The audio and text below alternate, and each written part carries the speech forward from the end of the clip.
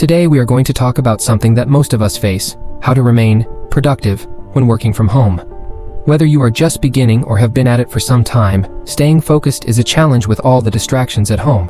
So today, I am going to share my 2 top tips on how to stay focused so as to have a productive workday. It's Sheeter. Let's get started. Tip 1. Create a dedicated workspace. It is very tempting to work from the couch or even your bed, but in the long run, that hurts your focus. Designate a specific spot for just work. It doesn't have to be fancy. Just some quiet space away from distractions helps to flip into work mode mentally. Your brain starts associating this spot with productivity, so even on lazy days, sitting down here can kickstart your focus. Why it matters. Having a particular place in the house defines a mental division between work and home. The brain finds it quite difficult to switch off when working from a space associated with leisure, like the bed or the sofa. A dedicated workspace places you in a professional mindset, enabling you to concentrate on tasks with more ease. Some tips: optimize your setup. Invest in ergonomic furniture like a comfortable chair and proper desk. This can cut down on discomfort and enable one to focus for longer periods. Personalize the space. Add some motivating decor like plants, a good desk lamp, or photos to make the area inviting but still professional. Bright lighting. Natural light is ideal. Otherwise, use a proper desk lamp that could mimic daylight and avoid eye strain. Tip 2. Follow a schedule. The freedom to roll out of bed and hop onto your laptop sounds great, but it can actually mess with your productivity. Create a structured routine as if you're still commuting to the office. Get up at the same time, have breakfast, and change out of your pajamas. A set routine gets you in the right mindset to focus, and it's a great way to keep work-life balance. Why it's helpful? Having routines helps create structure in life, avoiding procrastination and putting you on your toes for the day. Without routine, it's easy to sleep in, and by lunchtime, you're lazy, or to get distracted with other tasks that don't have anything to do with work. Practical tips. Morning routine. Create a morning routine just like you would going to work. Shower, dress, even if relaxed, and have breakfast, among other things. Working hours. Fix hours to work that you adhere to daily. Clearly know the start of your workday and what time it ends. Habits, rituals. Establish small habits, such as you stretching at morning time, taking a walk, or journaling of your day's goals to prepare your mind for productivity. Number 3 is time blocking. This is a game changer for productivity. Take your day and break it down into blocks of time dedicated to specific tasks. For example, dedicate 9 to 11 hours to deep work, 11 to 12 for meetings, and so on. And this way, you'll never have to pile up tasks. Don't forget to prioritize your tasks. Tackle the hardest things when your brain is freshest. This will make the rest of the day feel easier. Why it matters. Time blocking is the process of breaking a day into dedicated periods of focus on specific tasks. It completely refrains from multitasking, something people have realized to be sometimes counterproductive. It also causes low decision fatigue, as you know well what you are going to work on at any given time. End. Time block. Use a calendar, Google Calendar, or a planner. Block time for various tasks. For instance, dedicate 9 a.m. to 11 a.m. to high-priority work, 11 a.m. to 12 p.m. 00 p.m. to meetings, and 1 to 3 p.m. to admin tasks. Batch similar tasks. Collect all different tasks in batches. These can include responding to emails, phone calls, etc., to keep the momentum going and minimize context switching. Use tools. There's Trello, Asana, or Todoist, which will help you track your tasks and ensure you stay within your scheduled blocks. Tip 4. Breaks with the Pomodoro technique.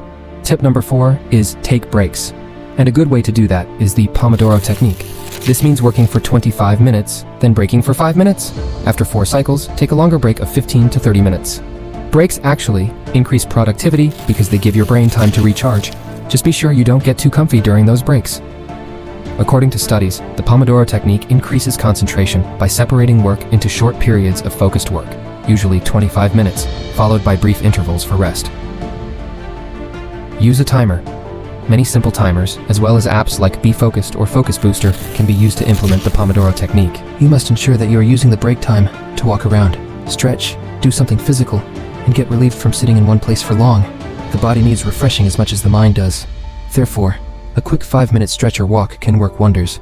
Longer breaks. After 4 Pomodoro cycles, take a 15 to 30-minute break in order to disassociate and recharge. Tip number 5 is eliminate distractions. We all know how easy it is to get distracted at home, especially by social media. Set your phone to Do Not Disturb. Use apps like Freedom to block distracting websites, and let your family or roommates know your work hours. It's all about creating an environment that supports productivity. The fewer distractions, the more focused you'll be. Why it's important. Distractions kill productivity. Notifications, social media, and even household chores can take your attention away from tasks. By reducing the number of distractions, you get into deep flow where you become more productive. Practical advice. Turn all notifications off. Go to settings on your phone and turn Do Not Disturb on. Or use something like Freedom or Cold Turkey to block distracting sites. And social media for a period. Communication.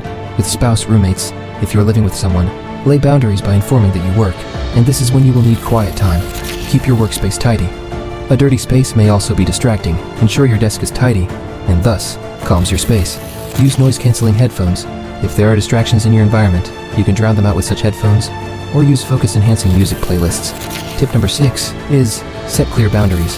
One of the hardest parts of working from home is knowing when to stop. Set clear end-of-work times, and actually shut your laptop when the day is done. This helps you avoid burnout and maintain that essential work-life balance.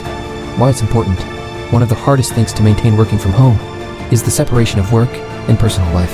It's easy to get caught up in household chores or overwork at the wrong times if there's no separation line. Good boundaries are essential to your mental health and your prevention against burnout. How-to tip. Stop work hour.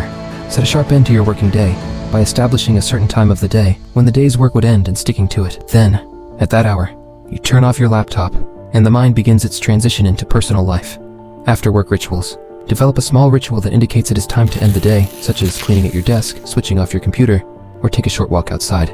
Log off completely. Try not to check work email or Slack outside of your normal work hours. Consider using an email autoresponder so people understand when you're checking back with them during business hours. Physical boundary. When feasible, keep your workspace separate from the space in which you relax, such as your bedroom or living room. Physically moving away from your workspace at day's end cements the psychological separation between work and leisure time. Bonus tip. Stay connected. Why it matters. Given that so many workers are working from home, it can be easy to feel disconnected from the rest of the team and/or other external networks for mental health and team morale. It's indispensable to stay connected with colleagues, friends, or other remote workers. Practical suggestions.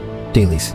Establish short daily or weekly check-ins within your team so everyone is accountable and informed. Virtual coffee breaks. Schedule virtual hangouts with coworkers or friends during lunch or breaks to have informal social interactions like you'd have in a physical office. Online communities. Participate in online communities or forums relevant to your industry or interests. Continue interacting with others who face the same challenges and goals you do. Alright, so to summarize in just a few words, have a dedicated working space, then plan a routine. Use time blocking. Take regular breaks. Eliminate distractions. Set clear boundaries. These tricks have been helping me work productively from home, and I hope they do for you too.